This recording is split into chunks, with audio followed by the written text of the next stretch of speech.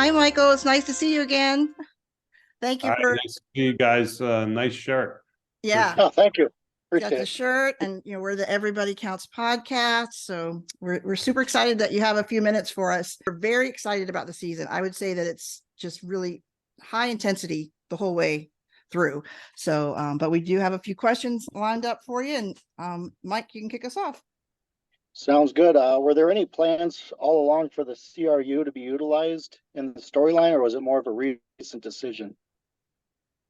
More. Did you last part you said more of a recent decision? Yeah. No, well, we. I think it's more of a long-term thing. Like, when we got the go-ahead to create Bosch Legacy, and it came with the edict from Freebie that we wanted to be a 3-lead show. We want Maddie and Chandler elevated to the same level of the storytelling we had been doing with Harry. And so that leads to what I call conceptual meetings. Like, okay, so how do we do that? And that's where we came up with the idea: make her a cop, make Maddie a cop, following in her dad's footsteps. And so then we could have some, we really immediately knew we could do some mentoring scenes. Harry talking about experience in trying to help his daughter learn how to be a cop. So we had that. But then it was like, it's going to get old if she's just a patrol cop. How many times can we be authentic in showing that world? And I think we did pretty good in the first season. But then we have, and I think, Mike, you probably met him. Tim Marsha is one of the real cops that is our consultant and is in our writing room and on our set all the time. And he was the one who threw out this idea of crew and how it would put Maddie Bosch realistically as a uniform type of cop, but would have her being involved in all kinds of stuff. And that's what we need, stuff. We need stuff that's different. And the crew allows her to do a lot of different things. It was a great way to keep her with Reina too, with Vasquez. Yeah. I was getting a little worried about that. I want them, to still be paired together in the show. So that was great. Well, I mean, you add characters and it's a little bit of a gamble or whatever. You don't know what you're going to get. I mean, the biggest example is when we cast Madison as Maddie Bosch, whatever it was, 12 years ago. She was 14 years old. She had been in one episode of The Walking Dead. You don't know what you're going to get. And then look at what we got. It's amazing. Yeah. And Reina is the same thing. We knew we wanted a seasoned training officer to deal with Maddie, and we got this fabulous actress that we know in the writing room. We have to do more with her. We have to expand that character. I think we did it in season 2, and we're going to take it further in season 3. Nice. Well, I always love hearing about the locations, and Mike and I both have, visited some locations there in LA. What can you tell us about shooting in the desert? It was interesting. It was just, it's kind of the same with characters. You want to pivot and go into new areas. And so, we have an amazing, our location guy's been with us all through the seasons, and he's always thinking. He takes deep dives into the books, but he's always thinking about where else can we take it. And so, that was all hatched in the writing room. A lot of times we come up with stuff that is not feasible, and then we get the big kickback. I remember there was a season where these guys it came out of the books, and in one page of a book, these guys take Bosch up into a plane and try to throw him off into the Salton Sea. And we actually filmed that, and it took forever to film, and it cost like $3 million.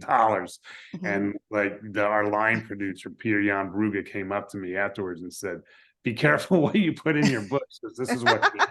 And so, so when it came to the desert, we wanted a new environment, and we wanted a scary environment, and we wanted the desert is wide open, big blue skies and stuff, but we were talking about something that was very claustrophobic, somebody buried in a box. And so we wanted that kind of contradiction and the hopelessness that would seem to be the case when when Bosch gets out there. Like, how Mhm. do you find your daughter in this vast sea of sand, basically? Sure. And so that was all stuff we're talking about in the writing room, and that's the easy part. Then we had to go find a place and create a place where we can actually have an encampment of people out in the desert. You know, I think we were out there filming in like at least 3 days. Okay. People were staying in these like motels and stuff out there, but you know, it pays off. It's beautiful, it's threatening, and it kind of accomplishes everything we needed in those scenes. The first 2 episodes of the season are just, in my opinion, riveting, and Mhm. the performances are riveting, and the locations are as well. Yeah. Well, cinematic indeed, which makes it so awesome that you guys are doing those special screenings in the theater. But before we let you go, we just have a few rapid fire choices for you. Mike, you kick it off. Sounds good. Would you Rapid take fire. 30 minutes? Yes. Would you take 30 minutes in the box or a 10-minute interrogation with an angry Harry Bosch? Wow, I think I'd probably have to go 30 minutes in a box, because Harry's pretty intense there with that pencil. That has been Yes. the most popular answer so far. Okay. Having a drink with Mank or breakfast with Crate and Barrel? That's probably a tie, but I'll go there. I think there's more opportunity for humor with Crate and Barrel and discussing movie trivia, which I like to Okay. do. Okay, there you go. Got one more for you. And then being in the writer's room or being on set?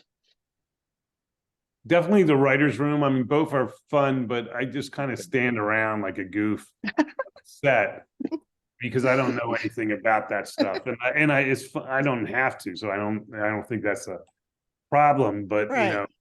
know, people talk about like what camera lenses they're going to put on, and that goes right through me. I don't get any of that. But you know, writing room is the early stages of something, and you get to see it come to life on the set. So Mhm. both are good and fun, but I can contribute more in a writing room for sure than Nice. than on a set. I mean, on a set, I'm largely, actors will come to me and say, "Is that all right?" And they don't really care if I think it's all right, because I don't know anything about acting. But so I just always go, "Yeah, that was great." Uh, but yeah, the writing room I can contribute. Nice, nice. Good answer. Well, thank you so much for your time. It's always a pleasure getting to talk Thank you. with you. Yeah, thanks for what you guys been doing. I really appreciate it. You bet. Thanks, All Mike. right. Appreciate it. Bye. Take care. Bye.